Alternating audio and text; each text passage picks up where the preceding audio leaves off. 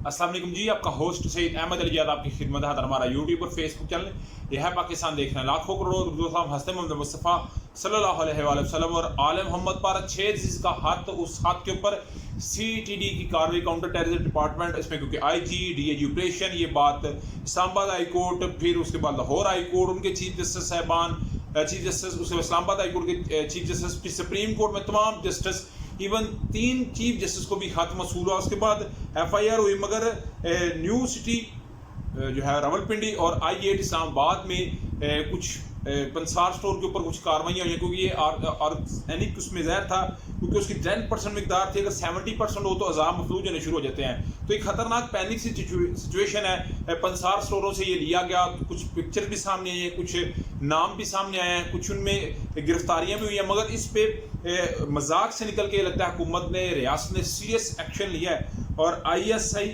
MI और IP के अफसरान को इसमें शामिल कर लिया गया है और वो इसकी तहकीकात करेंगे कि एक्चुअली ये कौन से किरदार हैं, क्योंकि जिस एजेंसी के ऊपर इल्ज़ाम है ना 6 चीज़ का, और उनके लिए 29 अप्रैल को समाप्त होगी, वो तो डेफिनेटली ये नहीं करेंगे, क्योंकि वो पहले इसमें उनका नाम आ चुका हुआ है। तो ये कोई ना कोई जो कर रहा है ना, बड़ी शार्प माइंड से गेम कर रहा है, और बड़ी, और मेरा ख्याल है एक अदारों के लिए चैलेंज बन चुका हुआ है कि खत आते हैं एक जगह से आते हैं, लिखाई भी सेम है, मगर नाम उस पर थोड़े से चेंज है, जो मैंने अभी तक ऑब्जर्व किया है। तो डेफिनेटली इसके ऊपर कुछ मालूमात जैसे हैं कि वो मैं आपके साथ डिस्कस करूंगा। अगर मैं आपको बताऊं तो आबद रजा कोटला साहब MNA रहे हैं, NA 63 का बनता है, गुजरात, लाला मूसा, इनके मद्दे मुकाबल पे थे चौधरी मूसा लाई साहब, चौधरी वजाज साहब के बेटे और चौधरी शुजात साहब के भतीजे। तो मुकाबला चलता रहा, और दूसरी साइड पे लियाज जट साहब थे तहरीक इंसाफ के लियाज जट साहब जीते हैं, और जो आबद कोटला वाले हैं, जो कि डिविजनल प्रेसिडेंट भी हैं गुजरांवाला के, मुस्लिम नवाज की तरफ से आबद कोटला साहब वो हारते हैं। तो उन्होंने कहा कि अगर पार्टी को गलत कर रही है तो पार्टी के सामने स्टैंड करके ये बताना तो पड़ेगा हक और सच में कि आप किधर गलत हैं और क्या कर रहे हैं।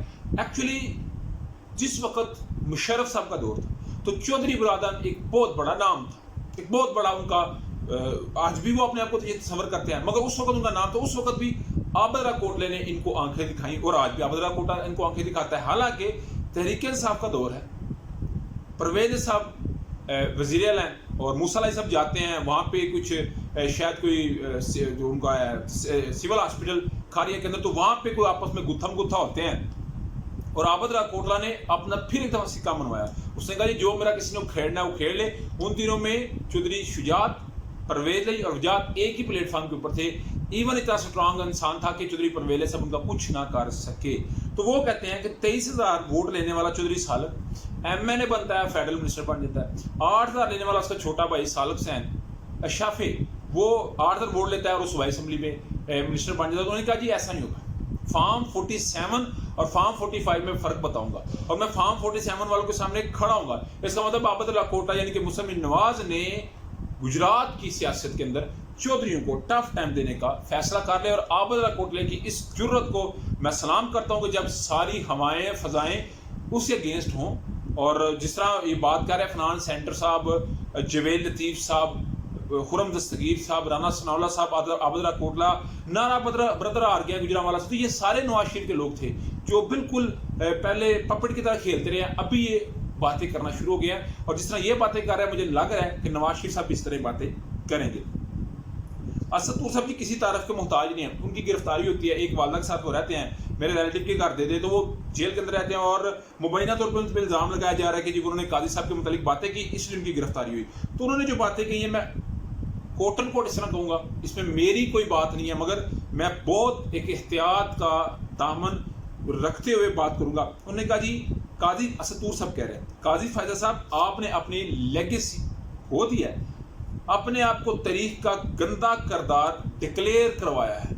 ये असदूर साहब कह रहे हैं काजी फायदा साहब को। अब जानते हैं असदूर साहब के ऊपर एक हमला होता है, उनके बाजू जख्मी होता है, फिर उसमें हामिद मीर साहब एक बयान देते हैं कि मैं बताऊंगा किसी ने किसी को गोली मारी, और उसके बाद वो दुबई जाके बैठ जाते हैं, कैपिटल टॉक बंद हो जाता है। फिर असदूर साहब को सरीना काजी और उनके जो काजी फैसल साहब दोनों अपने कप पे ऊपर तस्वीर लगा के उनको सेंड कर रहे हैं। तो ये असदूर साहब ये बात कर रहे हैं।